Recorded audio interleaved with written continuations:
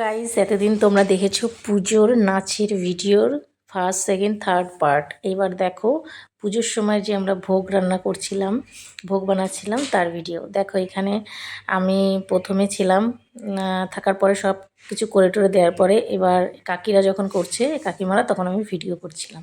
তো দেখো এখানে লুচি বানানো হচ্ছে, যে আমাদের বাড়ির বড় মেয়ে আর পাশের বাড়ির দুই কাকিমা। আর আটাটা আমি মেখেছি, আমার হাতে আটা ভরা। এই দেখো আটা মাখছি, আর এক হাতে ক্যামেরা। কি করব বলো, ক্যামেরা ধরার লোক নেই, তো অনেক কিছু ফোনে ক্যাপচার করতে পারিনি, কারণ ক্যামেরা ধরার লোক নেই। তো দেখো আটা না, সরি, এটা ময়দা, লুচি করা হচ্ছিল। তো এই যে ময়দা মাখছিলাম, তারপর নারকেল টারকেল মানে কোরানো সব কাজ, মানে আমরা সবাই মিলেমিশে করছিলাম, খুব ভালো লাগছিলো। পাশের বাড়ির কাকিমা, আমাদের বাড়ির বড় মেয়ে, আমার ননদ টনদ সবাই মিলে। তো দেখো এই দেখো, আর এখানে আমার এক যা, এই দেখো এটা হচ্ছে তোমার তিলের নাড়ু বানানো হচ্ছে। এই দেখো আমি নাড়ু বানাচ্ছি, ওই যে দেখতে পাচ্ছ। তো দেখো, আর তখন বলেছি আমাদের বাড়ির বড় মেয়েকে যে ক্যামেরাটা একটু ধরে দে। তো দেখো আর একটা দিদা, আর এরপরে দেখো আমাদের বাড়ির বড় মেয়ে, এই যে বড় রাজকন্যা, এটাকে খই বাচ্ছে। তারপরে বলছে মেজমা তুমি করো, এবার আমি একটু ক্যামেরাটা ধরে দিই। তো দেখো এই যে খই বাছা হচ্ছে। সমস্ত কিছু ভোগ টোগ এই মন্দিরের বারান্দাতে বানানো হয়। আর দেখো কি সুন্দর লাগছে না, ফুলগুলো দেখো, হলুদ কালারের, বিভিন্ন কালারের ফুল। তো আর এই আসনটা আমি সাজিয়েছি ফুল দিয়ে, দেখো কেমন লাগছে। তো যেটুকু পেরেছি, ফুলগুলো থাকছিল না, তার মা তো এখনও আসেনি, এই জন্য মায়ের থানটা ফাঁকা রয়েছে। তো পুজোর ভিডিওগুলো একটা স্মৃতি হয়ে রয়ে গেছে, আবার আসছে আগামী বছর। এই দেখো নারকেল কোরাচ্ছি, তখন ভিডিও করে দিচ্ছে।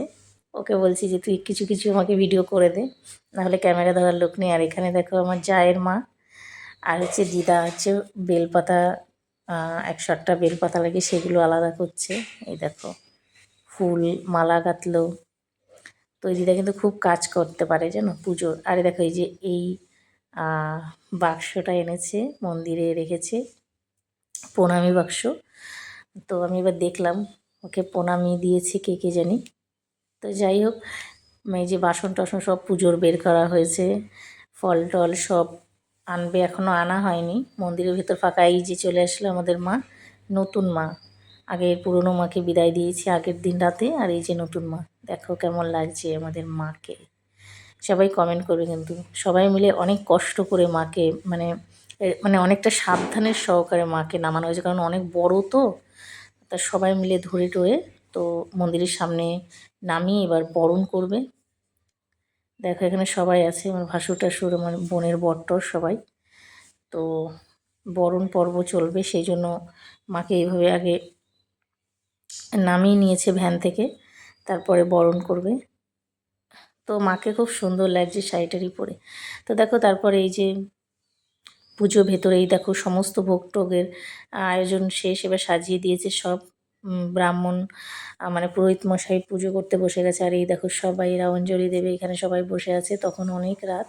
এই একজন যা আসছে, ওই যে আমি দাঁড়িয়ে আছি, ঠিক আছে।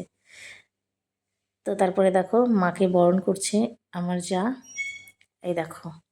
আর সামনে থেকে মাকে খুব সুন্দর লাগছে সাজানো, গয়নাগাটিতে খুব দারুণ লাগছে। তোমরা কিন্তু সবাই কমেন্ট করে বলবে এবার মাকে কেমন দেখা যাচ্ছে গয়নাগাটি পরে, শাড়িটারি পরে। তো দেখো আমার যা বরণ করছে, তো সেটারই একটু ভিডিও করে নিলাম। আমার বেলায় আর ভিডিও করার লোক থাকে না, তার জন্য আর দেখানো হয় না। তো কি দারুণ লাগছে না মাকে, পুরো সুন্দর একদম শাড়ি পরে, গয়নাগাটি পরে, কি দারুণ লাগছে একদম। তো যাই হোক, পুজোর সমস্ত ভিডিও প্রায় শেষের দিকে। এই যে এটা পুজোর ভিডিও ছিল, এরপরে খাওয়া দাওয়ার একটা নেক্সট পার্ট আসবে কালকে। কী কী আয়োজন চলেছিল সেরকমভাবে আমি ভিডিও করতে পারিনি, তো যেটুকু করেছিলাম সেটুকু তোমাদের সামনে তুলে ধরবো। তো তারপরে দেখা হবে আবার পরের বছর এই পুজো নিয়ে ভিডিও করব। তো একটা বছরের অপেক্ষা, সব কিছু স্মৃতি হয়ে রয়ে যায়, তার জন্যই এই ভিডিও করা। তো সবাইকে টাটা।